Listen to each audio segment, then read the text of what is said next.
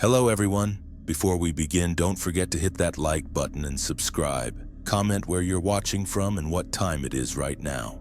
That's how YouTube keeps sending you more chilling stories like this. And now, let the night begin with Story 1. The Cat That Wouldn't Stop Staring.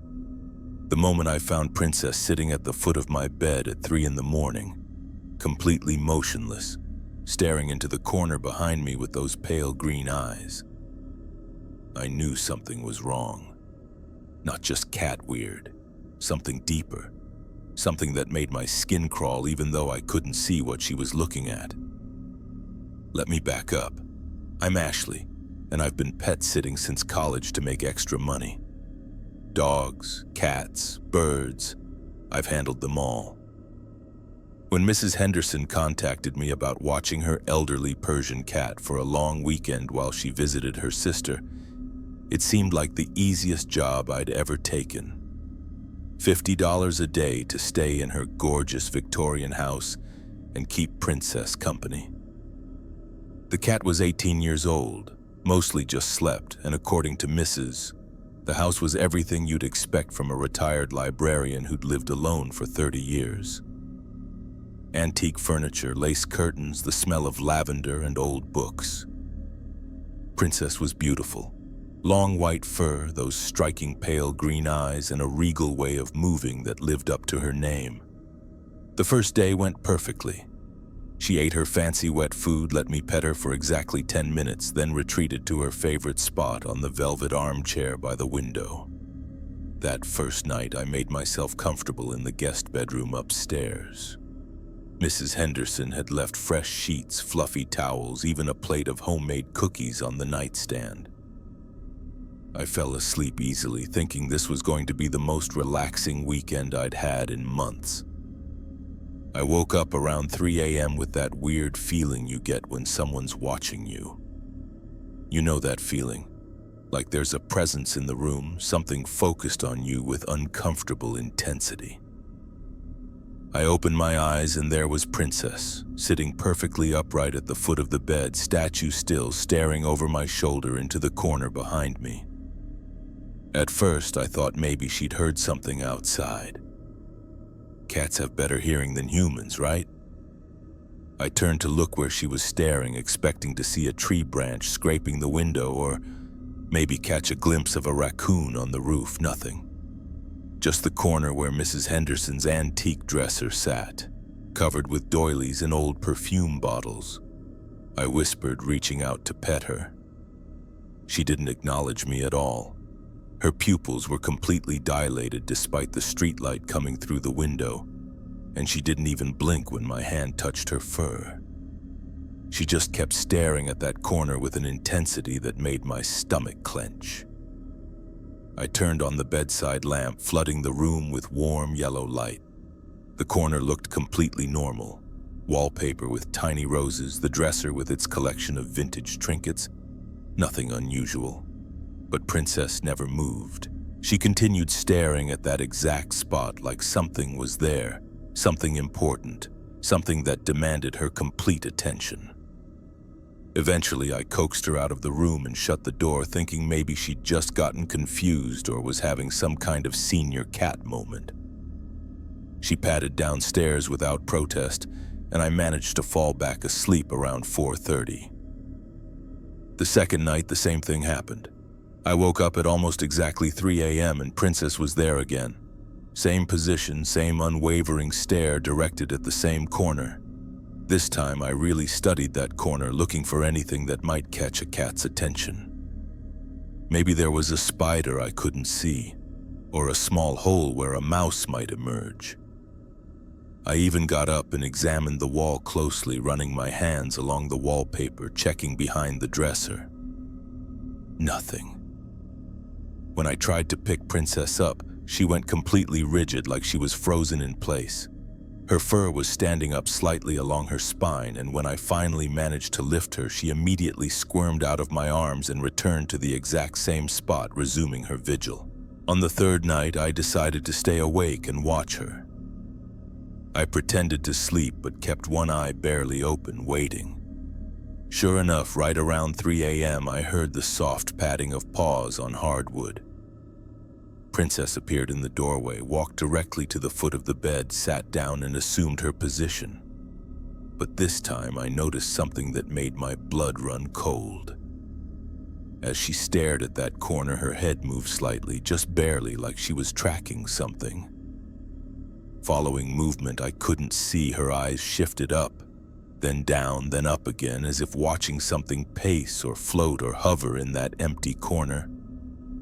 I lay there for over an hour watching her watch something invisible, and I started to feel genuinely afraid, not of Princess, she was just a cat, but of what she might be seeing.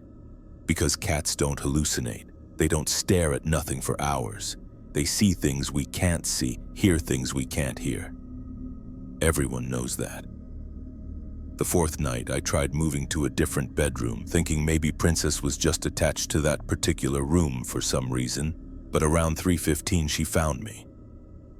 I heard her in the hallway first, making a low sound I'd never heard from her before. Not quite a meow, not quite a growl, something in between. When she appeared in the doorway of the new room, she looked agitated, pacing back and forth, glancing between me and the direction of the original bedroom. Finally, she sat down and stared at the wall that separated this room from the other one. The wall that backed up to that corner. That's when I realized Princess wasn't just staring at an empty corner. She was staring through the wall at something in that corner, something that stayed in that exact spot regardless of where I slept. Something that had been there long before I arrived and would probably be there long after I left. On my last night, I made a decision that still gives me chills to think about. I sat in the chair in that corner, the exact spot Princess always stared at, and waited. Princess came in at her usual time, but instead of sitting at the foot of the bed, she stopped in the doorway. She looked at me sitting in the chair, then looked at the space directly above my head, and her pupils dilated so wide her eyes looked completely black. She backed out of the room and didn't come back. I sat there until dawn, and I swear I could feel something hovering just over my shoulder. Something cold and patient and incredibly old. When the morning light finally filled the room, I packed my bags and left 2 hours before Mrs. Henderson was supposed to return. I never told her what happened. How could I? Your cat was staring at something invisible every night. Sounds insane. But I've never forgotten the way Princess looked at me that last night. Not afraid exactly, but like she was trying to warn me about something I was too human to understand. Mrs. Henderson called me a few weeks later asking if I'd pet sit again, said Princess had been unusually restless since she got back. I made an excuse about being too busy. Sometimes I wonder if Princess is still doing her nightly vigil, still watching over whatever lives in that corner, and sometimes late at night when I'm trying to fall asleep, I catch myself staring at the corners of my own bedroom, wondering if I'll ever see what she saw. I never want to find out. Story 2. The dog kept growling at something I couldn't see. I'll never forget the way Max looked at me when I found him standing in that hallway at 3 in the morning. Every muscle in his body coiled tight, a low growl rumbling in his chest as he stared at absolutely nothing. His hackles were raised in a perfect line down his back, and when he glanced at me, his eyes held an intelligence that made me understand he was trying to protect me from something I was too blind to see. My friend Tyler had asked me to house sit for a week while he visited his parents in Oregon. Easy favor. I'd known Tyler since college, and Max was practically my nephew. I'd dog sat for them before, and Max had always been the perfect companion. A 110-pound German shepherd with the gentlest temperament you could imagine. Kids could climb all over him and he'd just wag his tail. Tyler used to joke that Max would probably help a burglar carry out the TV if they scratched behind his ears first. The house was Tyler's pride and joy. a renovated craftsman in a quiet neighborhood with a big fenced yard and a doggy door so Max could come and go as he pleased. I'd stayed there dozens of times for parties, holidays, weekend visits. It felt like a second home. The first day was completely normal. Max and I fell into our usual routine. Morning walk around the block, breakfast, some fetch in the backyard. He seemed happy to have company, following me from room to room with his tail wagging, occasionally bringing me his favorite tennis ball when he wanted attention. We watched TV together on the couch, and he claimed his usual spot at the foot of the bed when it was time to sleep. Around 2:30 that first night, I woke up to the sound of Max's tags jingling as he got up from his bed. I figured he needed to go outside, but when I opened my eyes, I saw him standing in the bedroom doorway, perfectly still, staring down the hallway toward the living room. His tail wasn't wagging. I whispered. He glanced back at me briefly, then returned his attention to the hallway.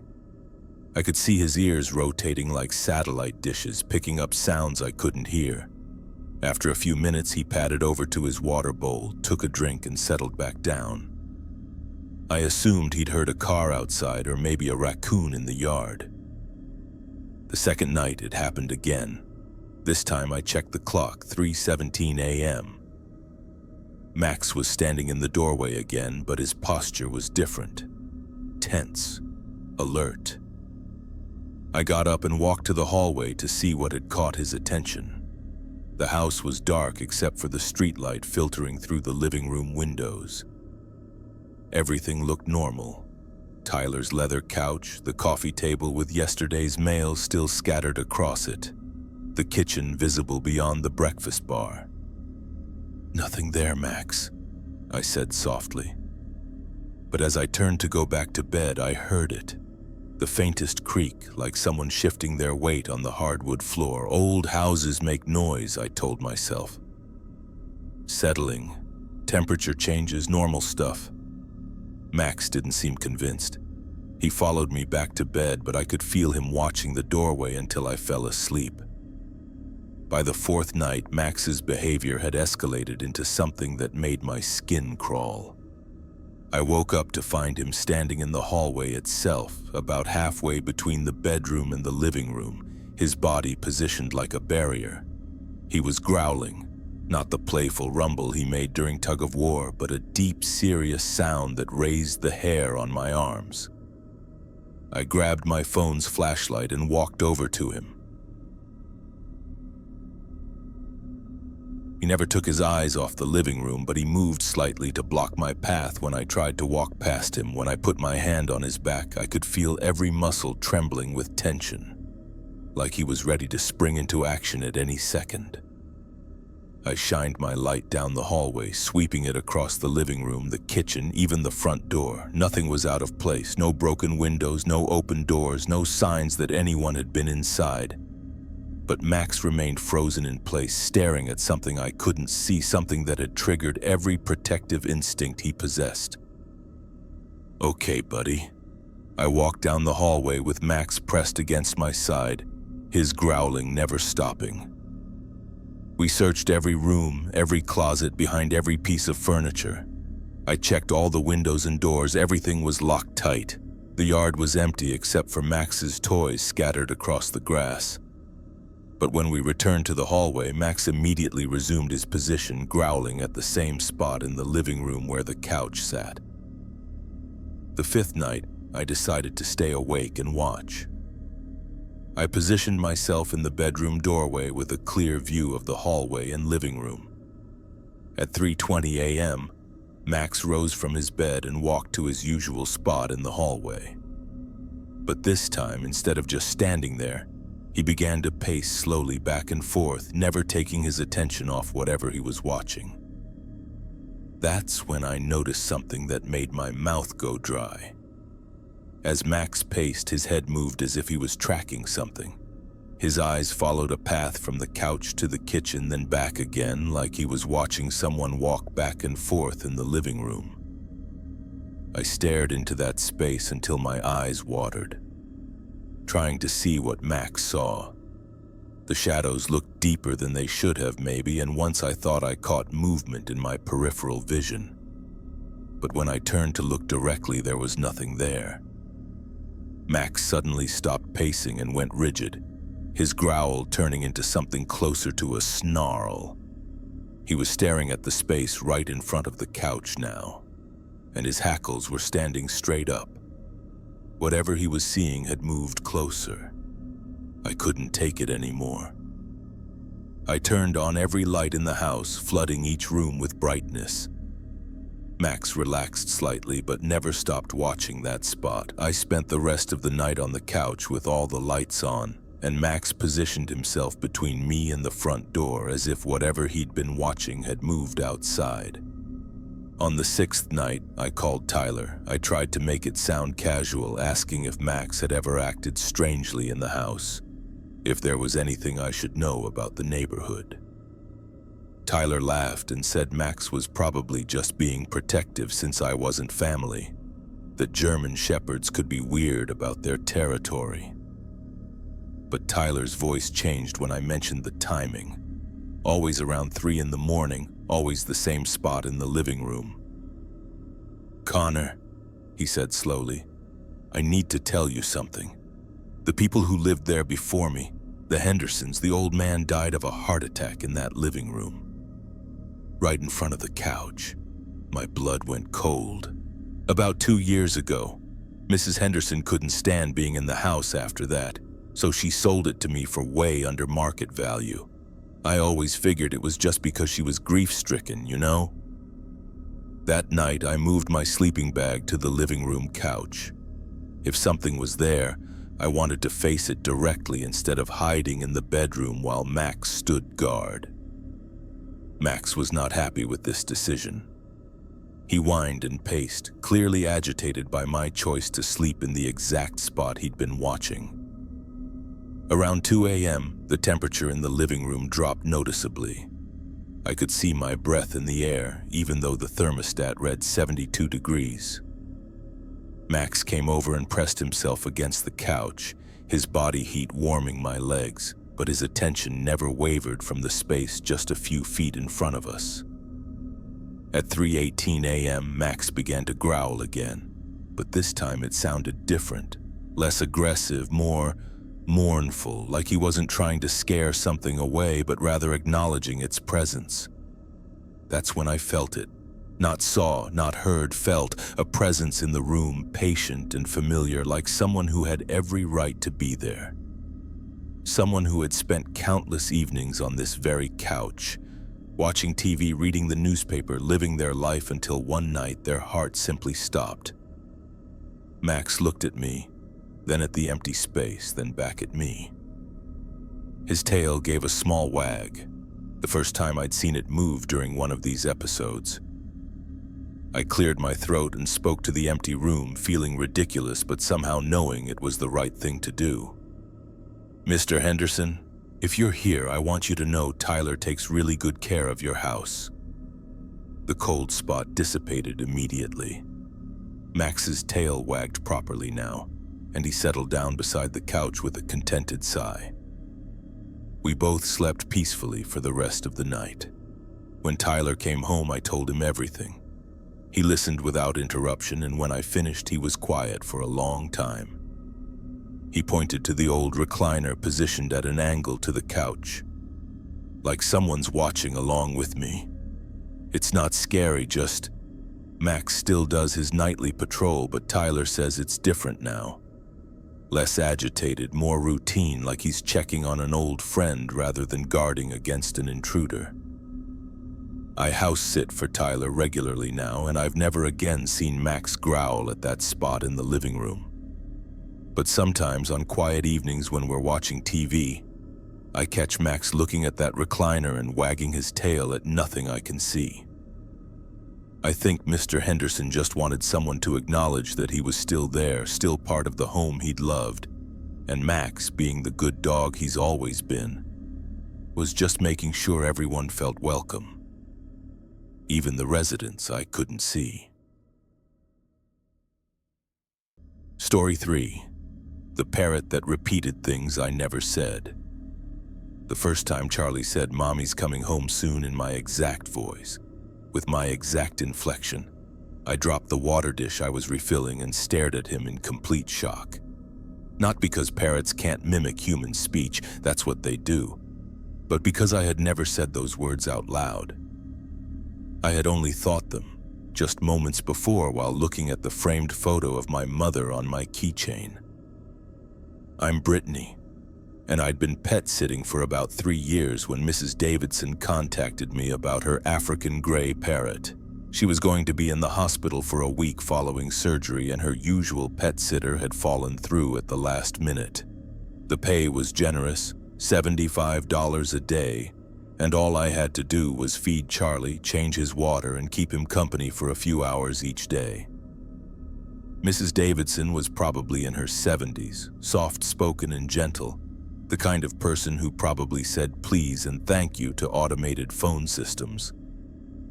Her house reflected her personality, tidy, comfortable, filled with books and plants and the kind of furniture that invited you to sit and stay a while. Charlie's cage dominated one corner of the living room, a massive setup with multiple perches, toys, and even a small ladder that led to a play area on top. Charlie himself was magnificent. African greys are incredibly intelligent birds, and this one had the bright, alert eyes of someone who was constantly processing information. Mrs. Davidson introduced us carefully, explaining that Charlie was 53 years old, older than me, and had belonged to her late husband before becoming her companion. "He's quite the talker," she warned with a smile. "Harold taught him some colorful language over the years, and he's picked up phrases from television, visitors, even the mailman. Don't be surprised if he says things that seem random or out of context." During our first meeting, Charlie demonstrated his vocabulary. He said, "Hello, beautiful," in what sounded like an elderly man's voice, presumably Harold, in Mrs. Davidson's voice. It was impressive and entertaining, exactly what I'd expected from a bird with decades of exposure to human conversation. The first 2 days went smoothly. Charlie seemed to enjoy having company, chattering throughout my visits and showing off by hanging upside down from his perches or ringing the bell in his cage. He had an extensive vocabulary, cycling through dozens of phrases and sounds throughout the day. Sometimes he'd repeat things immediately after I said them. Other times he'd randomly blurt out something from his long-term memory. On the 3rd day, while I was cleaning his food dishes in the kitchen, I found myself thinking about my mother. She'd died in a car accident 2 years earlier. And I still caught myself reaching for my phone to call her when something good or bad happened. I was looking at the small framed photo I kept on my keychain, the only picture I had of just the two of us, when that wave of grief hit me. I didn't say it out loud. I never talked about my mother to strangers, and certainly not to a parrot. I stood frozen in the kitchen, water still running in the sink, trying to process what I'd just heard. The voice was unmistakably mine, not just similar, but identical down to the slight tremor that came when I was emotional. But the words weren't quite right. I had thought, "I wish Mommy was coming home soon," but Charlie had said, "Mommy's coming home soon," like a statement of fact rather than a wish. I walked back to the living room, and Charlie looked at me with those intelligent dark eyes. "Hello, beautiful," he said in Harold's voice, as if nothing unusual had happened. "Charlie," I said carefully, "where did you hear that?" He tilted his head, considering my question, then whistled a tune I didn't recognize. I tried to convince myself it was coincidence. Maybe Mrs. Davidson had said something similar, or Charlie had picked up the phrase from television. Parrots store thousands of words and phrases, mixing and matching them in ways that can seem eerily appropriate but are really just random combinations. The 4th day, I was sitting at Mrs. Davidson's kitchen table paying some bills on my laptop. I'd been stressed about money lately. pet sitting didn't always provide steady income, and I was behind on my car payment. As I typed in my debit card PIN, I thought about how embarrassing it would be if the payment didn't go through. From the living room, Charlie suddenly announced in my voice, 477, my PIN number. Spoken in my exact voice with the same rhythm I used when typing it on a keypad. I had typed the numbers silently the way everyone does when entering a PIN. I hadn't spoken them aloud, hadn't even whispered them. But somehow Charlie had not only known the numbers but had repeated them in my voice with perfect accuracy. This time I couldn't rationalize it away. There was no way Charlie could have overheard something I never said. And the chances of him randomly selecting those 4 specific numbers in that exact sequence were astronomically small. I walked to his cage, my hands shaking slightly. He looked at me for a long moment, then said, "Hello, beautiful," in Harold's voice. But there was something different about the way he was watching me, like he was aware that he'd done something impossible and was waiting to see my reaction. The 5th day, I almost didn't go. I'd spent the night researching African gray parrots, looking for any scientific explanation for what I was experiencing. Parrots are incredibly intelligent, capable of learning hundreds of words and even demonstrating understanding of concepts like colors, shapes, and numbers. But reading minds? There was nothing in any reputable source that suggested such a thing was possible. But Mrs. Davidson was counting on me, and Charlie needed care. I convinced myself I was overthinking things, letting stress and lack of sleep make me paranoid about perfectly normal parrot behavior. That afternoon, while Charlie napped on his favorite perch, I called my best friend Lauren to vent about work stress. I kept my voice low so I wouldn't disturb him, and during our conversation I mentioned something I'd never told anyone. I still talk to my mom sometimes, like she's still here. Lauren was understanding and supportive, and we talked for another 20 minutes before hanging up. I felt better having shared something I'd kept private for 2 years. An hour later, while I was reading in Mrs., but he didn't stop there. He continued in my voice. "She tells me everything will be okay. She says she's proud of me." I had never said any of those things out loud. Not to Lauren, not to anyone, not even to myself in an empty room. Those were thoughts I kept locked away, private conversations I had with my mother's memory in the quiet moments before sleep. Charlie was staring at me intently now, and when he spoke again, his voice changed. It was still recognizably mine, but softer, warmer, with an inflection I hadn't heard in 2 years. "I'm always with you, sweetheart." Those were my mother's words. Her exact words, the last thing she'd said to me during our final phone conversation the morning before her accident. But Charlie was saying them in my voice as if I was speaking my mother's love back to myself. I started crying, not from fear, but from a grief so profound it felt like drowning. Charlie watched me for several minutes, then very quietly said, "Helen," in my voice. Helen was my mother's name, a name I'd never spoken in that house, never mentioned to Mrs. Davidson, never said aloud during any of my visits. It was written on my keychain photo, but it was barely legible and positioned so Charlie couldn't have seen it from his cage. I left early that day and sat in my car for 20 minutes trying to process what was happening. Either I was losing my mind, or Charlie was somehow accessing thoughts and memories I'd never shared with anyone. On my final day, I made a decision. Charlie tilted his head, studying me with those intelligent eyes. Then in my voice, but with my mother's speech patterns, he said, "You were wearing the blue dress with tiny flowers the day you graduated. I had been wearing that dress, and my mother had cried, and I had been embarrassed because I was 18 and thought I knew everything. It was a memory so specific, so personal, that no one else in the world would have known those details. Charlie continued in that strange hybrid of my voice and my mother's mannerisms. I know you miss me, baby girl, but I need you to know that love doesn't end just because bodies do. When Mrs. Davidson returned from the hospital, I helped her settle back in and gave my usual report about Charlie's care. I didn't mention what had happened. How could I? Your parrot channeled my dead mother wasn't exactly the kind of feedback pet sitters typically provided. But as I was leaving, Mrs. Davidson called after me. Brittany, Harold always said Charlie was special. He claimed Charlie could sense things about people, things they needed to hear. She paused, looking at Charlie with obvious affection. Sometimes Charlie says things in Harold's voice that he never taught him.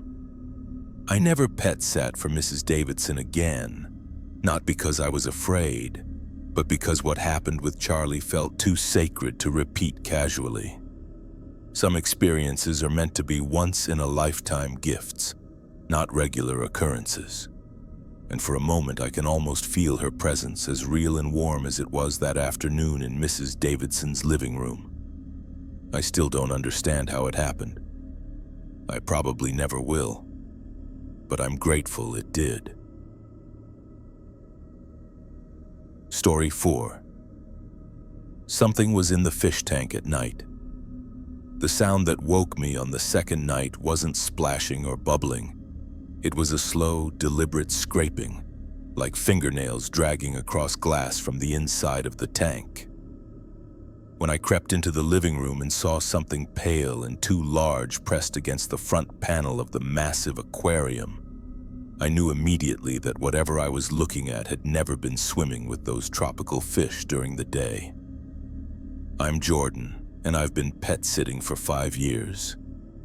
When the Morrison family contacted me about watching their house for 10 days while they visited relatives in Florida, it seemed like a dream job.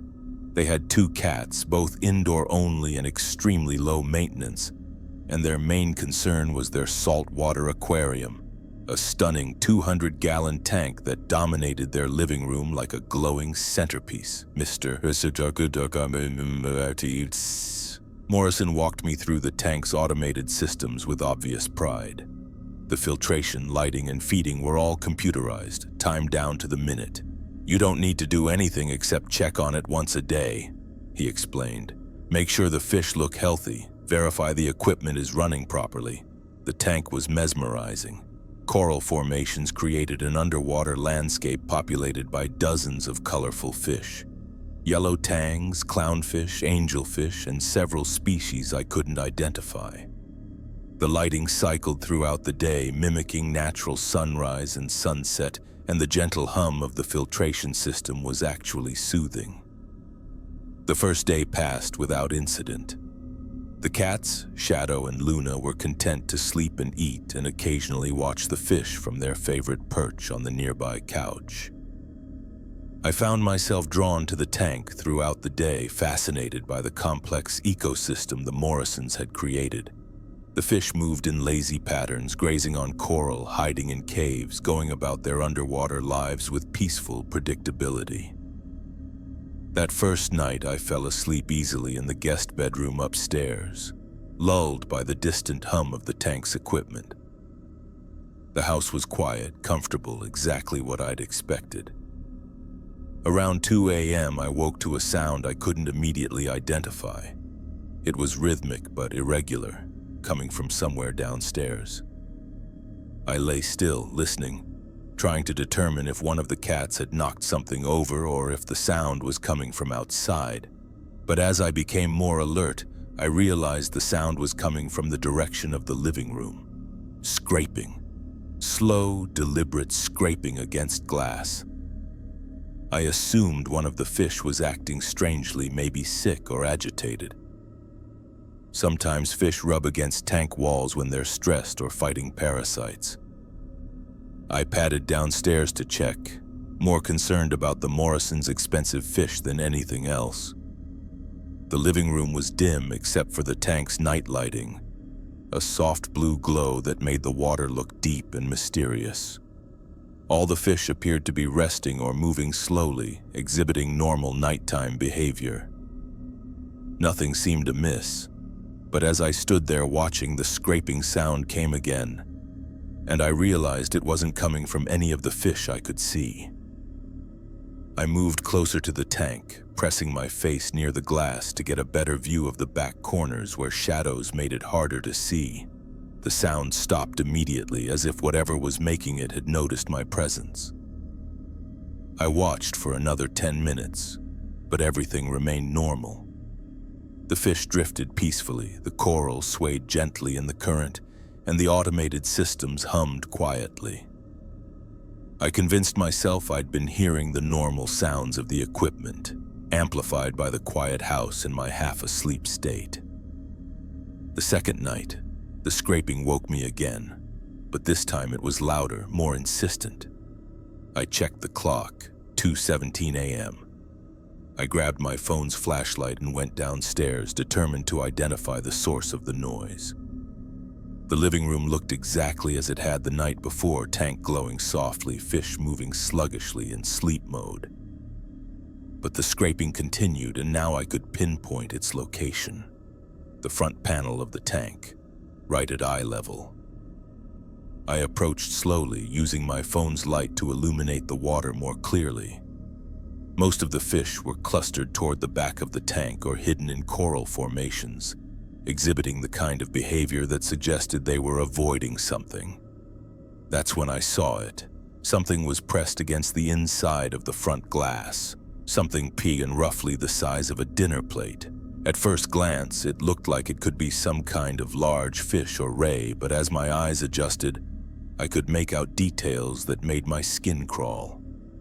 It had what looked like fingers, long, thin appendages that were definitely pressing against the glass, creating the scraping sound as they moved.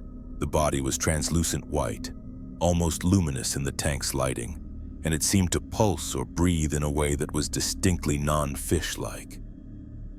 I stood frozen, trying to process what I was seeing. The Morrisons hadn't mentioned any large, pale creatures in their tank.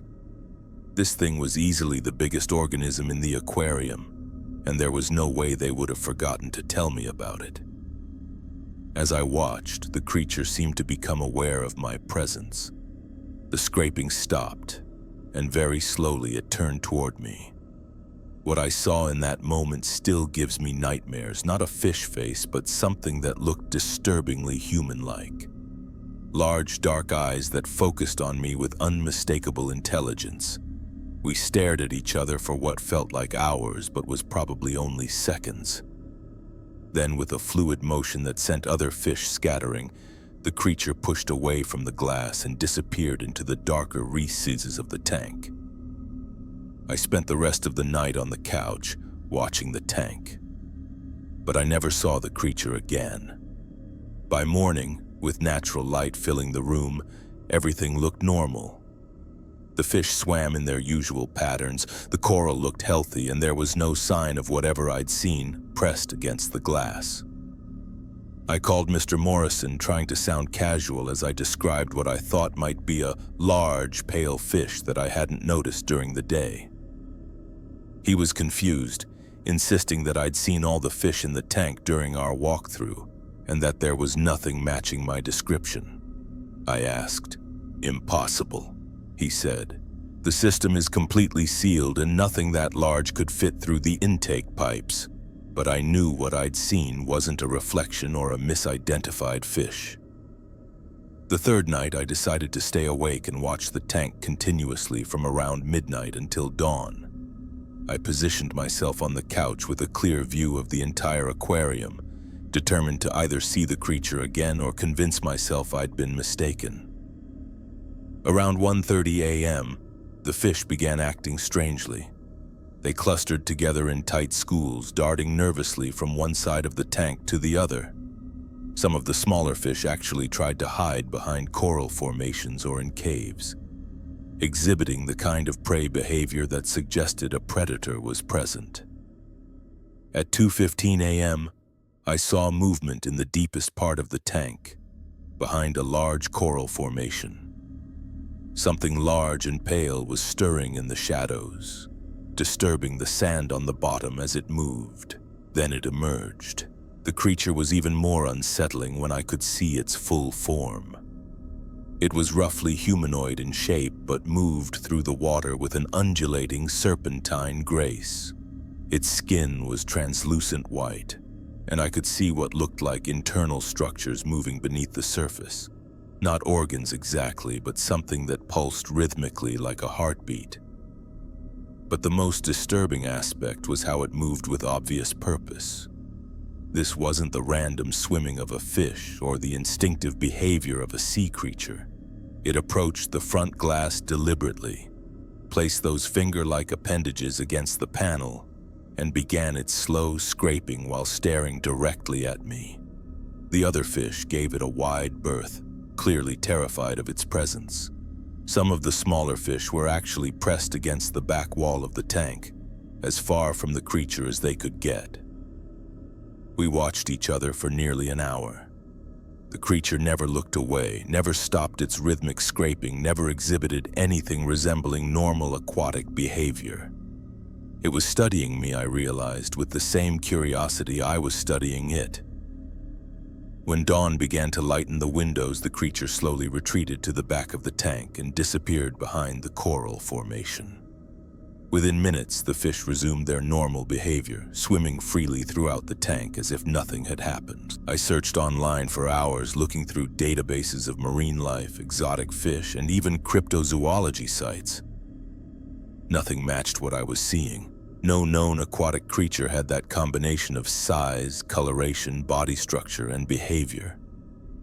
On the fourth night, I tried to photograph it. I set up my phone with night mode enabled and waited in position. When the creature appeared at its usual time, I managed to take several photos and a short video. When I reviewed the footage the next morning, my heart sank. The images showed the tank clearly, the other fish moving normally, but where the creature should have been, there was only empty water. The scraping sound was audible in the video, and I could see the other fish exhibiting their fearful behavior. But the creature itself was invisible to the camera.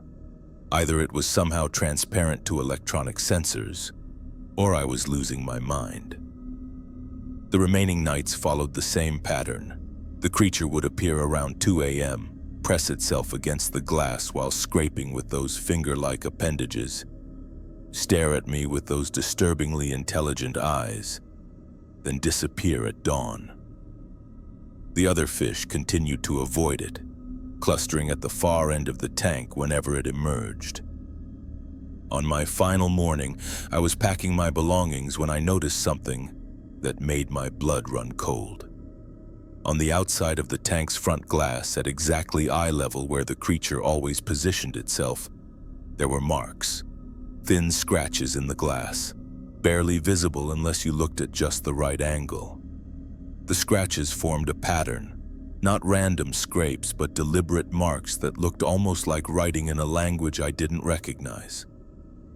Or maybe like a map, with intersecting lines and small symbols etched into the glass. When the Morrisons returned, I gave them a normal report about their cats and mentioned that the tank seemed to be functioning perfectly. I didn't tell them about the creature or the marks on the glass. What would be the point? They'd think I was crazy, and maybe I was. But as I was leaving, Mr. Morrison mentioned something that stopped me cold. "You know, we've had that tank for 3 years, and we've never been able to keep fish alive for more than a few months. They always seem stressed, like something's scaring them." He paused, looking at the tank with obvious frustration. "The weird thing is, we never find bodies." I looked at the aquarium one last time before leaving. In the bright morning light, it looked beautiful and peaceful, a perfect ecosystem teeming with colorful life. But I couldn't stop thinking about those scratches on the glass, and I wondered if the creature was still there, waiting in the shadows for night to fall.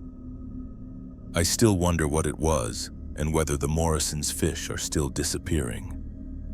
Sometimes I wake up at 2 a.m. and think about that slow, deliberate scraping sound and those intelligent eyes watching me from the other side of the glass. I never want to find out what it was trying to tell me. Story 5. The rabbit hutch had an extra door. When I opened that small wooden door I'd never noticed before and saw the narrow tunnel leading under the house, smelling like earth and something sour I couldn't identify. I should have walked away immediately. Instead, I crouched down and peered into the darkness, and that's when I heard the first faint scratching sound that would haunt me for weeks afterward. The sound of something small and deliberate moving just out of sight.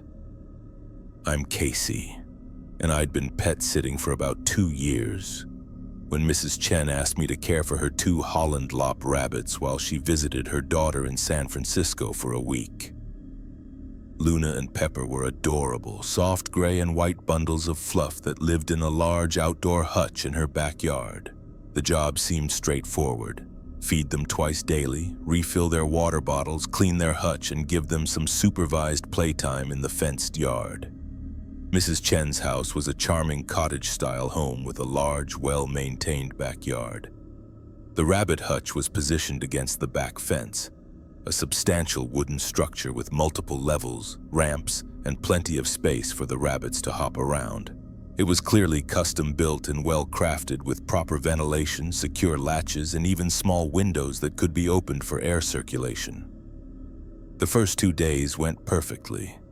Luna and Pepper were friendly and well-socialized, happy to be petted and content to munch on the fresh vegetables I brought them. They had distinct personalities. Luna was more adventurous and curious, while Pepper was cautious and preferred to stay close to their sleeping area. During their playtime in the yard, they would hop around the grass, investigate flower beds, and occasionally approach me for attention. On the 3rd day, while I was cleaning their hutch, Luna kept hopping to the back corner and pawing at something I couldn't see. She'd scratch at the wooden floor, then look at me as if trying to communicate something important. When I investigated, I noticed the wood in that corner looked slightly different. Newer, maybe, or stained a different color. I assumed Mrs. Chen had done some repairs and Luna was just curious about the different scent or texture. But as I continued cleaning, Pepper joined Luna in the corner and both rabbits began exhibiting behavior I'd never seen from them before. They were agitated, almost frantic, scratching and pawing at that spot with an intensity that seemed completely out of character. That's when I noticed the small wooden door. It was positioned low on the back wall of the hutch, almost hidden behind the food and water containers. The door was maybe 8 inches square with tiny hinges and a small wooden latch. It blended so seamlessly with the rest of the hutch that I'd somehow missed it during my initial walkthrough with Mrs. Chen. The rabbits were now focused entirely on this door, pawing at it and making small, distressed sounds I'd never heard from them before. Luna actually stood on her hind legs and pressed her front paws against the latch, as if trying to open it. Curious about what might be behind the door, maybe additional storage space or access to the hutch's structural supports, I lifted the latch and pulled it open. Inside was a tunnel. Not a storage compartment or mechanical space, but an actual tunnel carved into the earth, barely wide enough for a person to crawl through. It extended back under Mrs. Chen's house, disappearing into darkness after just a few feet. The walls were roughly hewn but deliberately shaped, and the floor was packed dirt mixed with what looked like small pieces of fabric and paper. The smell that wafted out was overwhelming. Damp earth, decay, and something sour and organic that made my stomach clench. But underneath those odors was something else, something that reminded me of a pet store or veterinary clinic. The moment I opened the door, both rabbits bolted to the opposite corner of their hutch and huddled together, trembling. They wouldn't come near the back wall at all, even when I offered their favorite treats. I closed the door immediately and latched it securely, but the damage was done. The smell lingered in the hutch. and Luna and Pepper remained agitated for the rest of my visit. They barely touched their food and spent the entire time pressed against the front wall of their enclosure, as far from that mysterious door as they could get. That evening, I called Mrs. Chen to ask about the door, trying to sound casual. "I noticed there's a small access panel in the back of the hutch." There was a long pause before she responded. "Access panel? I'm not sure what you mean, Casey. The hutch doesn't have any access panels. Harold was her late husband who had died the previous year. According to Mrs. Chen, he'd been meticulous about construction projects and had built the hutch himself as a retirement hobby. It's a small wooden door, maybe 8 inches square in the back corner," I explained. Another pause, longer this time. "That's strange. Harold never mentioned anything like that, and I helped him design the hutch." I was sure, but her confusion made me doubt myself. Maybe Harold had added it later as an afterthought. Or maybe Mrs. Chen simply hadn't noticed it among all the other features of the elaborate hutch. On the 4th day, I arrived to find Luna and Pepper in an even more distressed state. They were huddled together in the front corner, barely moving, and their food from the previous evening was untouched. More concerning, there were small scratches on the inside walls of their hutch that hadn't been there before, thin gouges in the wood that looked like claw marks. The scratches were concentrated around the area near the small door, as if something had been trying to get in from the outside, or out from the inside.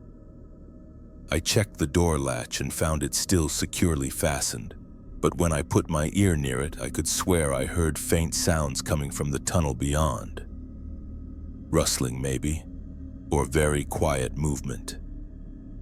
The kind of sound small animals make when they're trying to be stealthy. Against my better judgment, I opened the door again and shined my phone's flashlight into the tunnel. The beam penetrated about 6 feet before the passage curved and disappeared. But in that brief illumination, I saw something that made my skin crawl. The tunnel wasn't empty. There were small objects scattered along the floor, pieces of fabric, paper scraps, and what looked like tiny bones. But more disturbing were the smooth, worn patches along the walls where something had repeatedly brushed against the earth, creating polished surfaces that suggested frequent use. I also noticed scratches in the tunnel walls, similar to the ones appearing in the rabbit hutch. But these were older, deeper, worn smooth by time and repeated contact. As I moved the light around, trying to see deeper into the tunnel, something shifted in the shadows beyond the curve. Not a reflection or trick of light, but definite movement. Something small and quick that retreated further into the darkness when my light approached. I slammed the door shut and secured the latch, but I couldn't shake the feeling that whatever was in that tunnel was now aware of my presence, and it wasn't happy about being discovered. That night, lying in my own bed 3 miles away, I woke up around 2 a.m. to a sound I initially thought was rain on my roof. But as I became more alert, I realized the sound was too rhythmic, too deliberate to be weather. Scratching. The same kind of scratching I'd heard from the rabbit hutch, but now it seemed to be coming from inside my walls.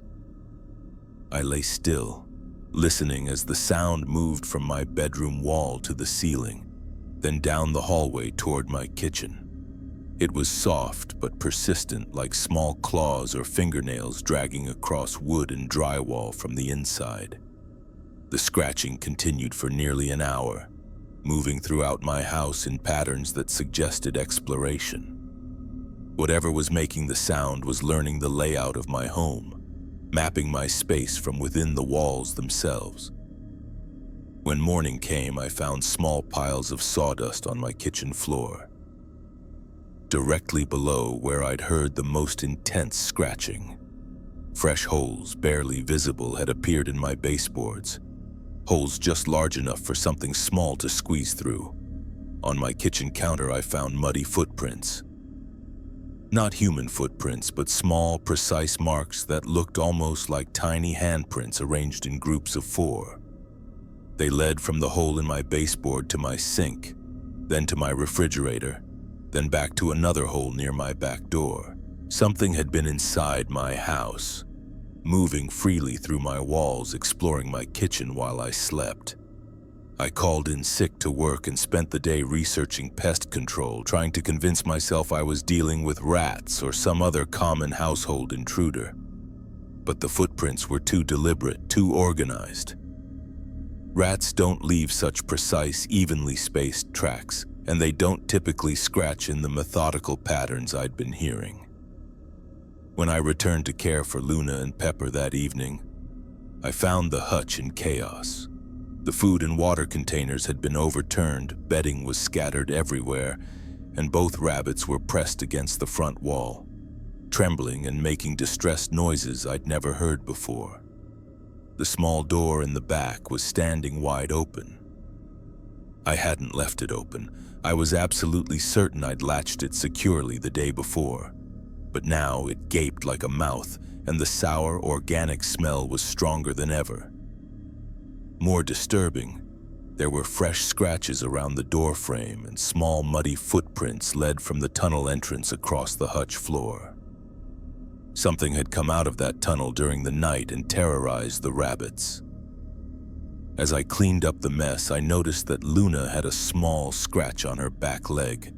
Not deep, but fresh.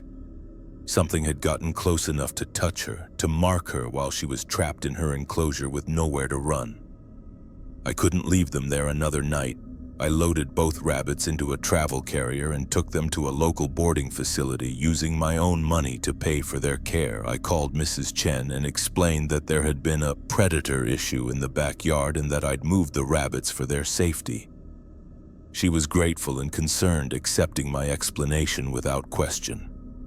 I told her I'd return to secure the hutch and check for signs of whatever animal had been bothering them.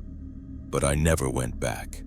Instead, I hired a local handyman to visit Mrs. Chen's property, seal up the small door permanently, and install additional security features on the hutch. I told him I was a concerned neighbor who'd noticed signs of pest activity. When Mrs. Chen returned from her trip, she called to thank me for taking such good care of Luna and Pepper. "Harold must have forgotten to close it up," she said. I agreed, but I knew Harold hadn't forgotten anything.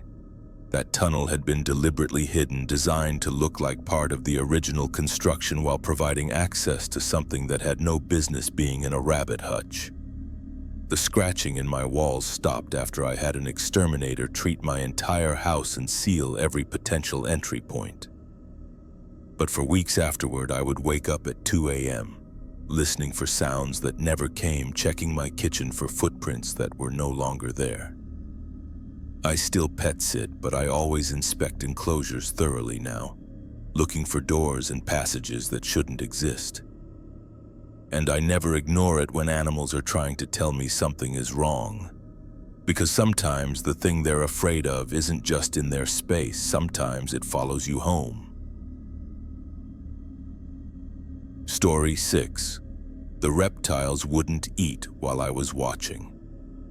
The moment I realized the missing ball python wasn't in any of its usual hiding spots and that the massive monitor lizard's enclosure was unlocked with just a hairline crack in the glass door, I knew I had to check my bedroom. What I found there, a perfect shed skin coiled on my pillow like a deliberate message, made me understand that I'd been sharing the house with something much more intelligent and calculating than any reptile I'd ever encountered. I'm Morgan, and I'd been pet sitting for 3 years when Dr. Rebecca Walsh contacted me about caring for her reptile collection, while she attended a month-long herpetology conference in Australia. As a research scientist specializing in reptile behavior, she had an impressive home setup. Multiple climate-controlled enclosures housing various species of snakes, lizards, and one particularly intimidating monitor that she'd rescued from an illegal breeding operation. Dr. Duck's glass terrariums lined the walls, each one meticulously maintained with proper heating, lighting, and humidity systems. She walked me through each enclosure, explaining the feeding schedules, temperature requirements, and behavioral quirks of her animals. "Most of them are quite docile," she explained, pointing to various snakes coiled peacefully in their habitats. "The ball pythons are particularly easy. They only eat once a week and they're very predictable." She paused in front of the largest enclosure, which housed what she called her special project, a 4-foot monitor lizard named Darwin. "He's the one you need to be careful with. Monitors are incredibly intelligent problem solvers by nature. Always make sure his enclosure is properly secured." Darwin watched us through the glass with dark, alert eyes that seemed to track our conversation. There was something unsettling about his gaze. Not the blank stare of most reptiles, but something that seemed almost, calculating. The feeding routine was straightforward. Each snake had a specific day and specific prey, frozen mice or rats that I'd thaw and offer with long tweezers. The monitor got a more varied diet of insects, eggs, and occasional small prey items. Dr. Walsh had prepared detailed charts and left everything clearly labeled in specialized freezers. The first week went smoothly. The snakes ate on schedule, the lizards basked under their heat lamps, and Darwin watched me with what seemed like casual interest during my daily maintenance visits. I found the work peaceful, even meditative. There was something soothing about the quiet, controlled environment of the reptile room. But during the second week, I started noticing that some of the snakes weren't eating when I offered food. I'd present a thawed mouse with the tweezers, and instead of striking immediately like they had the first week, they'd simply ignore it. They'd watch me intently, but show no interest in the food itself. At first, I assumed this was normal variation in appetite. Dr. Walsh had mentioned that snakes sometimes refuse food for various reasons: stress, temperature fluctuations, or simply not being hungry. But by the third feeding cycle, the pattern was becoming concerning. Multiple snakes were refusing food, but only when I was present in the room. Curious, I decided to experiment. I placed food in several enclosures, then left the room for an hour. When I returned, all the food was gone. The snakes had eaten normally, but only when I wasn't watching them. This behavior extended to the other reptiles as well. The bearded dragons would bask and move normally when I entered the room, but I never saw them actually eat. The geckos remained hidden during feeding times, emerging only after I'd left food and departed. Most disturbing was Darwin's behavior. He'd become increasingly active, spending most of his time pressed against the front glass of his enclosure, watching me with those intelligent eyes. When I approached with his food, he'd move to the back of his habitat and remain motionless until I left the room. During the third week, I started finding small signs that the animals were more active when I wasn't present. Water bowls would be moved or overturned, substrate would be disturbed in patterns that suggested extensive movement. Some of the smaller enclosures showed signs of the animals testing their barriers. Scratches near latches, substrate piled against glass walls. It was as if they were all waiting for me to leave so they could engage in behaviors I wasn't supposed to witness. One evening, I decided to test my theory more systematically. I set up my phone to record the reptile room, positioned where it could capture most of the enclosures without being obvious. Then I announced loudly that I was leaving, made sure to close the door audibly, and drove around the block before parking quietly down the street. When I reviewed the footage later that night, what I saw made my skin crawl. The moment I left the room, the entire space came alive. Snakes that had been motionless for hours began moving actively around their enclosures. Lizards emerged from hiding spots and began what looked like deliberate exploration of their habitats. Most unsettling, several of the animals oriented themselves toward Darwin's enclosure, as if looking to him for some kind of signal or instruction. Darwin himself displayed behavior I'd never seen from any reptile. He methodically tested different sections of his enclosure, pressing against the glass, manipulating the latches, even using his powerful tail to probe the corners where the glass panels met. His movements were purposeful, intelligent, more like a person trying to solve a puzzle than an animal engaging in random activity. But the most disturbing moment came near the end of the recording. Darwin had positioned himself directly in front of his enclosure door and appeared to be manipulating the latch mechanism. The camera angle wasn't perfect, but it looked like he was actually succeeding in partially opening the lock. The recording ended abruptly, not because the phone stopped recording, but because something had knocked the camera over. The next morning, I found my phone on the floor, its screen cracked but still functional. The reptile room appeared normal, all animals in their proper enclosures, all latches seemingly secure, but I noticed that Darwin's habitat, which I always double-checked, had its latch in a slightly different position than I remembered. More concerning, one of the smaller ball pythons was missing from its enclosure. I searched everywhere, behind terrariums, in the ventilation system, even in adjacent rooms. Ball pythons are escape artists, and I knew they could fit through surprisingly small gaps. But I'd been meticulous about security, and I couldn't find any obvious escape route.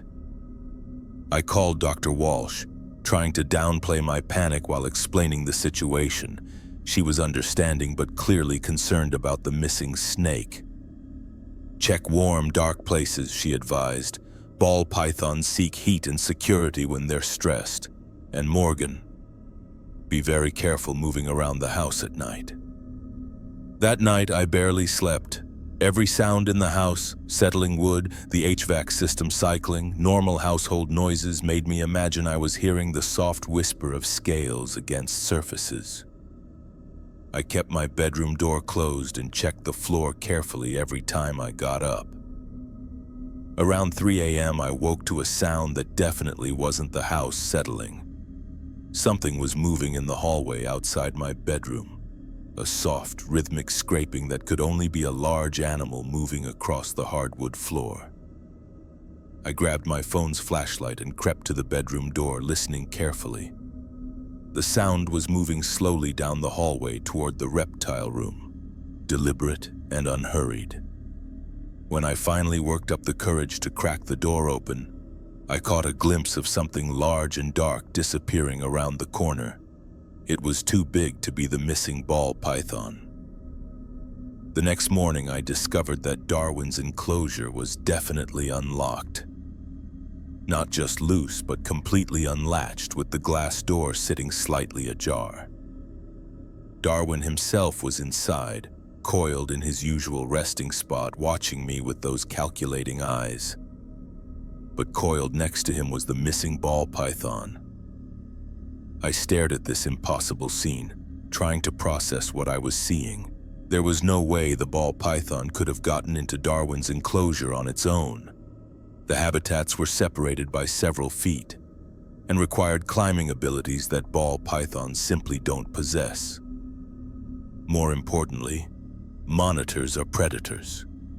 Darwin should have eaten the smaller snake, not befriended it. Both reptiles watched me as I stood frozen in the doorway. Darwin's head was slightly raised, alert and focused, while the ball python remained motionless beside him. They looked comfortable together, like they'd been cohabitating for hours. When I approached with the capture equipment, intending to return the ball python to its proper enclosure, Darwin moved to block my access. He positioned his body between me and the smaller snake, spreading his legs and raising his head in a clear threat display I'd never seen him use before. It took me 20 minutes and extreme caution to separate them, and Darwin remained agitated for the rest of the day, pacing his enclosure and repeatedly testing the latch I'd reinforced with additional security measures. For the remaining week of Dr. Walsh's trip, I instituted new protocols. I installed additional cameras throughout the house, not just the reptile room. I secured all enclosures with backup locks. Most importantly, I started staying overnight in the house instead of returning to my own apartment, reasoning that a constant human presence might discourage further escapes. The cameras revealed disturbing patterns. Every night, multiple animals became active the moment they thought I was asleep. The footage showed coordinated behavior that defied everything I knew about reptile intelligence. Snakes positioning themselves at optimal viewing angles, lizards appearing to communicate through subtle body language, and Darwin consistently testing his security measures with methodical persistence. Most unsettling was footage from my final night in the house. I'd fallen asleep on the couch in the living room, exhausted from days of heightened vigilance. Around 2 a.m., the cameras captured Darwin's enclosure opening, not from outside interference, but from within. He'd finally solved the latch mechanism I thought was escape-proof. The footage showed him moving through the house with purpose, not the random wandering of an escaped animal, but deliberate navigation towards specific destinations. He spent several minutes in the kitchen, investigating areas I'd never seen him show interest in during daytime feedings. Then he disappeared from camera coverage for nearly an hour. When he reappeared, he was returning to his enclosure, moving with the same purposeful navigation. But instead of entering immediately, he spent several minutes at the reptile room doorway. Looking back down the hallway toward where I was sleeping, the most chilling moment came when he seemed to look directly at one of the cameras, holding eye contact for several seconds before calmly returning to his habitat and somehow relatching the door from inside. When I woke up the next morning, I found something that confirmed my worst suspicions. On the kitchen counter, arranged in a perfect spiral, was a complete snakeskin, freshly shed, still slightly moist, and definitely too large to have come from any of the animals in Dr. Walsh's collection. It was positioned directly next to my car keys, as if someone wanted to make sure I'd see it before leaving. When Dr. Walsh returned, I gave her a carefully edited report about the escape incident, emphasizing the need for enhanced security measures without mentioning the more disturbing aspects of what I'd observed. She was grateful for my diligence and impressed that I'd managed to maintain the health of her entire collection. But as I was leaving, she made a comment that stopped me cold. "You know, Darwin's behavior has been fascinating since I got back. He seems more aware somehow, more responsive." I never told her about the cameras, the coordinated behavior, or the snakeskin I'd found. Some discoveries are too unsettling to share, especially when you're not sure anyone would believe you. But I still have those video files, and sometimes late at night I review the footage of Darwin looking directly into the camera with those intelligent, calculating eyes. I've never pet-sat for reptiles since. Some animals are too smart for their own good, and sometimes they're too smart for ours. Story 7. The ferrets kept bringing me things.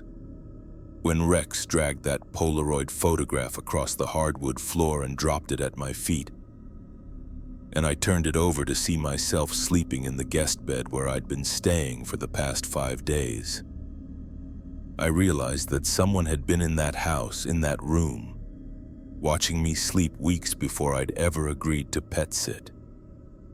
The photo was dated 3 weeks before I'd even met the Hendersons. I'm Taylor, and I'd been pet sitting for about 4 years when Susan Henderson contacted me about caring for her 3 ferrets, while she and her husband took a 2-week cruise to Alaska. Ferrets were new territory for me. I'd handled cats, dogs, birds, even reptiles, but never ferrets. Susan assured me they were playful and harmless, just needed food, water, and supervised playtime outside their large, multi-level cage.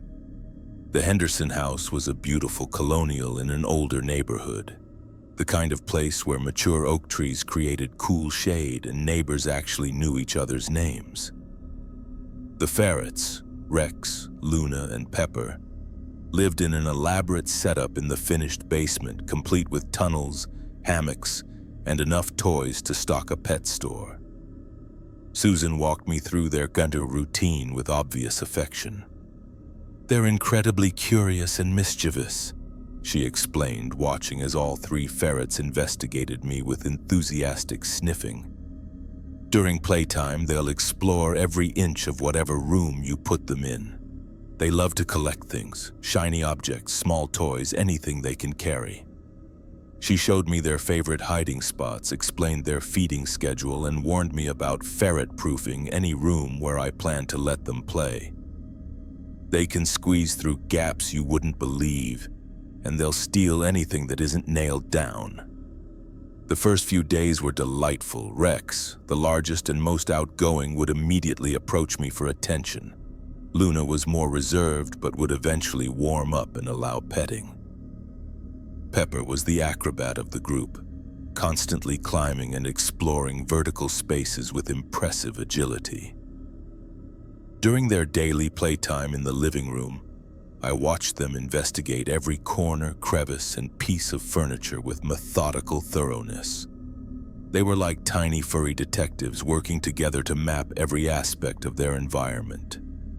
True to Susan's warning, they constantly collected small objects, pens, coins, hair ties, anything they could carry back to their cage.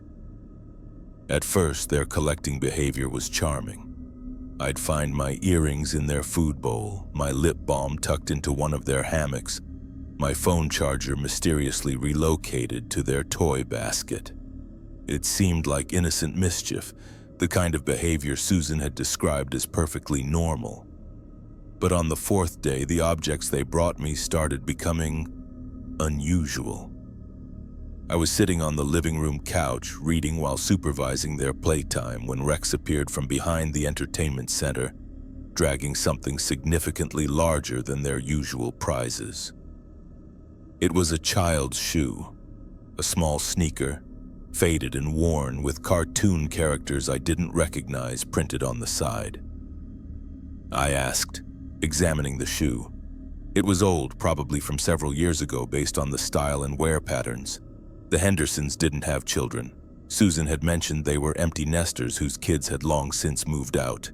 Rex chittered at me in that way ferrets do when they're excited about something, then immediately scampered back behind the entertainment center. Within minutes, he emerged with the matching shoe. I assumed the shoes were leftovers from when the Henderson children were young, probably forgotten in some closet or storage area that the ferrets had discovered during their explorations. Old houses often contained forgotten items in unexpected places. But over the next hour, the ferrets continued their gift-giving and the items became progressively more puzzling.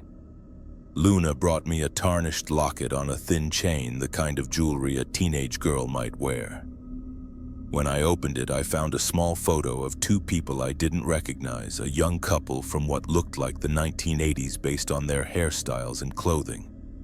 Pepper contributed a yellowed photograph also appearing to be from several decades ago, showing a family of 4 standing in front of what looked like the Henderson house, but with different landscaping and exterior features. Each time they brought me something, the ferrets seemed incredibly proud of their discoveries, chittering and performing little dances before scampering off to find more treasures. But these weren't the random household objects Susan had warned me about. These were personal items with obvious emotional significance. I began following them during their collecting expeditions, curious about where they were finding these things. They seemed to have access to areas of the house I hadn't seen during Susan's walkthrough, squeezing through gaps behind furniture and disappearing into spaces I couldn't identify.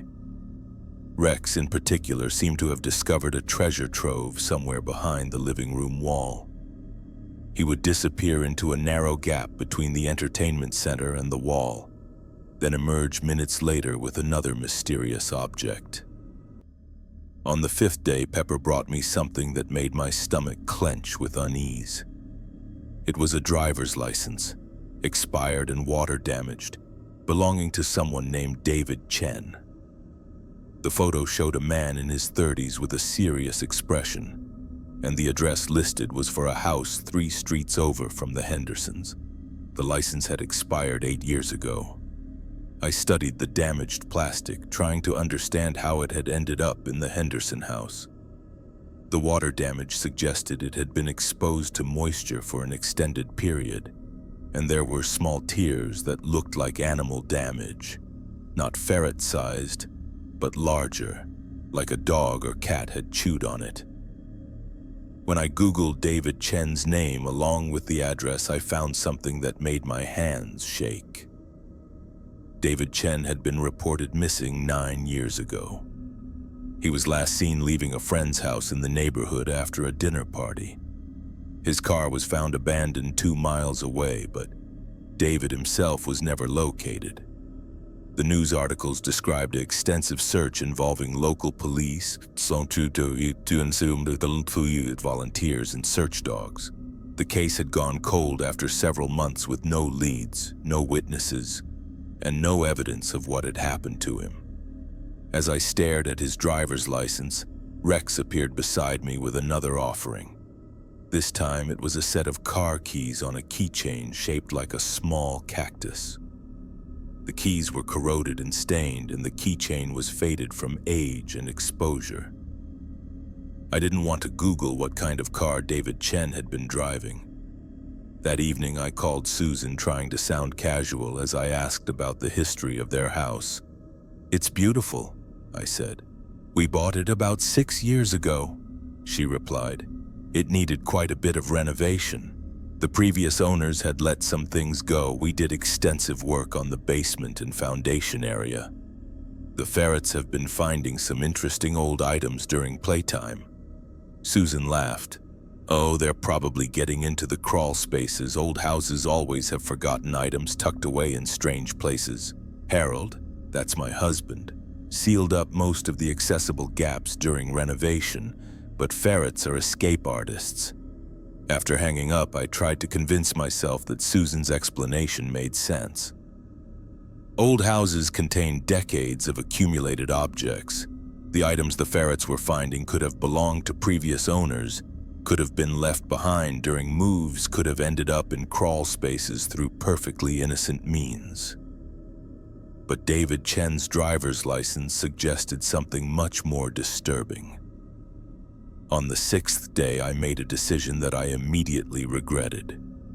Instead of simply accepting whatever the ferrets brought me, I decided to follow Rex into his secret access point behind the entertainment center. The gap was narrow, barely wide enough for my shoulders, but it opened into a larger space between the walls. Using my phone's flashlight, I could see that I was in some kind of utility area, probably original construction space that hadn't been fully finished when the house was built. The space extended further than I'd expected, running along the exterior wall and connecting to what looked like access points throughout the house. The ferrets had clearly been using this hidden network to move freely between rooms, exploring areas that weren't part of the normal living space. But what made my blood run cold were the collections. The ferrets hadn't just been bringing me random objects they'd found. They'd been curating displays, organizing items by type and apparent significance. Personal effects were grouped together: jewelry, identification, keys, photographs. Clothing items were folded and stacked with surprising neatness. Smaller objects were arranged in patterns that suggested deliberate thought rather than random accumulation. And there were far more items than what they'd brought me. I counted at least a dozen driver's licenses and identification cards, all belonging to different people, all aged and damaged in similar ways. Watches, rings, and other jewelry were arranged in careful rows. Photographs, dozens of them, were sorted into neat piles showing people of various ages and families I didn't recognize. But the most disturbing discovery was in the furthest corner of the space, where the ferrets had apparently created their most special collection. Personal items were arranged around what looked like small pieces of fabric and leather, clothing fragments, shoe pieces, wallet scraps. The arrangement was almost shrine-like, suggesting reverence or significance that went beyond simple collecting behavior. Among these items, I recognized David Chen's wallet, water-damaged and partially destroyed, but with his name still visible on a credit card tucked inside. I backed out of the space immediately, my heart hammering as I processed what I'd discovered. The ferrets weren't just finding random objects in crawl spaces, they were accessing a collection of personal effects that appeared to belong to multiple missing persons. When I emerged from behind the entertainment center, all 3 ferrets were sitting in a semicircle, watching me with what seemed like expectant expressions. Rex chittered softly and approached me, carrying something I hadn't seen before. It was a Polaroid photograph. When I turned it over, I saw myself sleeping in the guest bed where I'd been staying for the past 5 days. The photo was clear, recent, and taken from an angle that suggested the photographer had been standing in the bedroom doorway. But what made my hands shake was the date stamp in the corner. 3 weeks before I'd ever met the Hendersons. Someone had been in that house, in that room, photographing the bed where I would eventually sleep, weeks before I'd even agreed to pet sit. I packed my belongings immediately, loaded the ferrets into their travel carriers, and took them to an emergency boarding facility. I called Susan and explained that there had been a security issue at the house, and that I'd moved the ferrets for their protection until she could return early. Susan was confused and concerned, but she trusted my judgment and arranged to cut her cruise short. I told her I'd discovered evidence of break-ins and that she should contact police immediately upon returning. I never told her about the collection in the walls, the identification cards, or the photograph of myself.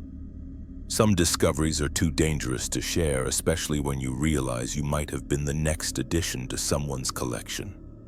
A few days later, there was a brief mention of police activity at their address, but no details were provided. David Chen's case was never officially solved, but his family finally received closure when his remains were discovered during foundation work at a house several blocks from the Hendersons. The investigation into his death remained open, but no suspects were ever identified. I still pet sit, but I research every family extensively now, and I trust animal behavior more than human assurances.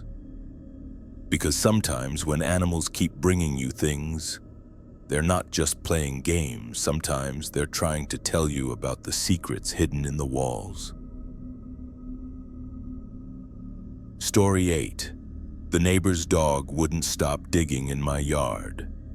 The moment my shovel hit something solid wrapped in plastic 3 feet down in the hole Bailey had been obsessively digging, I stopped breathing. But it was when I looked up and saw Bailey sitting perfectly still, watching me with an expression I'd never seen on a dog before. Intelligent, patient, almost satisfied, that I understood he hadn't been trying to bury something. He'd been trying to show me what was already there. I'm Austin, and I wasn't even officially pet-sitting when this happened. My neighbor Margaret had asked me to let her Labrador Bailey into my backyard a few times a day while she recovered from knee surgery. Easy favor, no big deal. Margaret was 73, lived alone since her husband died, and Bailey was her constant companion, a gentle, well-behaved yellow lab who'd been coming over to play with my dog for years. The arrangement was simple. Margaret would text when Bailey needed to go out, and I'd open the gate between our yards so he could do his business and get some exercise. My own dog, Scout, loved having a playmate, and Bailey knew my yard as well as his own. It seemed like the most straightforward pet care situation I'd ever handled. But from the very first day, Bailey exhibited behavior I'd never seen from him before. Instead of running around with Scout or exploring different areas of my yard like he normally did, Bailey would make a beeline for the same spot every single time, a section of grass near the back fence, maybe 6 feet from the property line.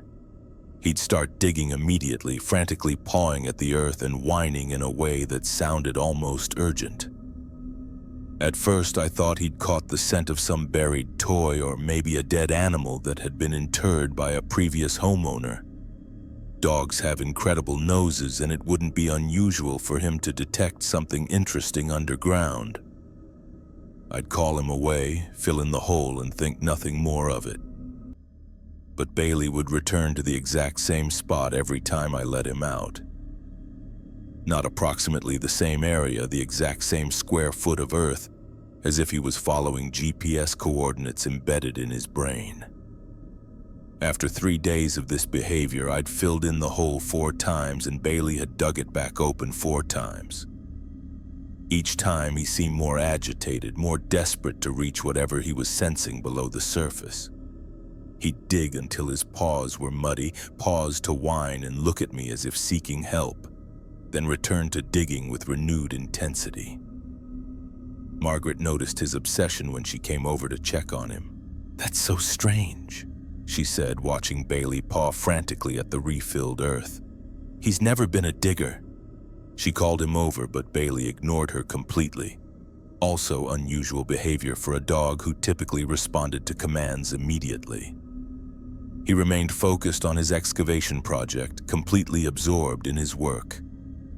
"Maybe there's something buried there," I suggested. Margaret shook her head. "We've lived in these houses for 20 years. There's never been any construction or utility work in that area." On the 5th day, Bailey's behavior escalated. When I let him out, he didn't just dig, he began barking at the hole, sharp, insistent barks that sounded almost like he was trying to communicate something urgent. Scout, normally eager to join any exciting activity, actually backed away from Bailey and came to stand beside me, whining softly. Bailey would dig for several minutes, then stop and bark into the hole as if calling to something below. Then he'd resume digging, going deeper than before, creating a hole that was becoming genuinely substantial. That evening, I decided to take a more systematic approach. I grabbed a proper shovel and told Bailey I'd help him investigate whatever was causing his obsession. "Okay, boy." Bailey immediately became calm, sitting back and watching intently as I began to dig in the spot he'd been targeting. His demeanor changed completely. No more frantic pawing or anxious whining. Instead, he observed my work with what seemed like patient satisfaction, as if he'd been waiting for me to understand what he needed. I dug carefully, removing soil in organized layers and checking for any obvious obstacles or objects. The earth was soft, recently disturbed by Bailey's repeated excavations. But as I went deeper, I noticed the soil composition changed. Below about 18 inches, the dirt was more compacted, darker, and had an unusual odor I couldn't identify. At 2 feet down, my shovel hit something that wasn't dirt or rock. Something that had a different resistance, a different sound when struck. Something that felt deliberately placed rather than naturally occurring. I cleared away more soil, working carefully now, and revealed what looked like the corner of a large plastic tarp or garbage bag. The plastic was thick, dark, and had been folded multiple times to create a substantial package about the size of a large duffel bag. Bailey remained perfectly still throughout this process, watching with intense focus but showing none of his previous agitation. It was as if finding this object was exactly what he'd been trying to accomplish. I should have stopped digging. I should have called police immediately. But curiosity and adrenaline drove me to clear more dirt to better understand what I'd uncovered. The plastic package was heavy, awkwardly shaped, and had been buried with obvious care. The plastic was thick contractor-grade material sealed with what looked like professional waterproofing tape. Whatever was inside had been packaged for long-term storage underground. As I worked to fully expose the bundle, Bailey's behavior became even more unsettling. He approached the hole and sat down directly beside it, looking back and forth between me and the plastic-wrapped object with an expression I'd never seen on a dog's face before. Not excitement, not curiosity, but something that looked disturbingly like satisfaction, like completion of a task. I realized that Bailey hadn't been trying to bury something or randomly digging for entertainment. He'd been deliberately guiding me to this specific location, persistently and methodically working to expose something he'd known was there all along. That's when I noticed Bailey watching me with eyes that seemed far too intelligent for a dog, and I understood that this wasn't random animal behavior. This was intentional communication. I stopped digging and called Margaret. "I need you to come over here right now," I said, trying to keep my voice steady. Margaret arrived within minutes, took one look at the partially excavated package and went completely white. "Oh my God," she whispered. She was staring at Bailey, who was still sitting calmly beside the hole, and her expression was one of dawning horror. "Bailey belonged to my neighbor before me," she said slowly. "Frank Morrison." She paused, her voice becoming increasingly shaky. There were always rumors about Frank. People in the neighborhood thought he might have been involved in some disappearances over the years. Bailey looked at Margaret when she mentioned Frank's name, then looked back at me, then at the hole. His message was unmistakable. "This is what Frank buried, and this is what you need to find." I called 911 immediately. Within an hour, my backyard was filled with police officers, crime scene technicians, and investigators. They took over the excavation with professional equipment and protocols I was grateful not to witness directly. Bailey remained calm throughout the entire process, sitting in a place where he could observe the activity but staying out of the way. Several officers commented on how well-behaved he was, how he seemed to understand the seriousness of the situation. I never learned the specific details of what was found in that plastic bundle, but the investigation that followed Frank Morrison's property led to the discovery of additional evidence and ultimately provided closure for several families who had been missing loved ones for years.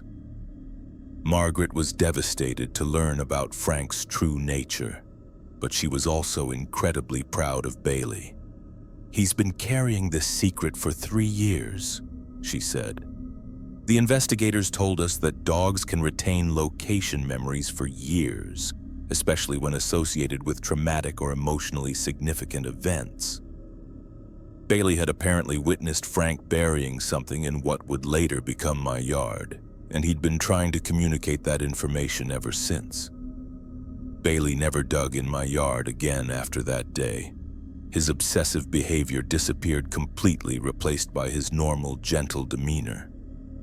It was as if he'd accomplished what he needed to do and could finally rest. Margaret still brings him over to play with Scout, but now I watch him differently. I pay attention when he shows interest in particular areas, when his behavior changes or becomes focused on specific locations. Because I learned that sometimes animals aren't just being difficult or destructive. Sometimes they're trying to solve problems that humans created, carrying burdens of knowledge they can't express in words. Bailey had been a witness to something terrible, and he'd spent 3 years trying to find someone who would help him reveal the truth. I'm just grateful I finally understood what he was trying to tell me.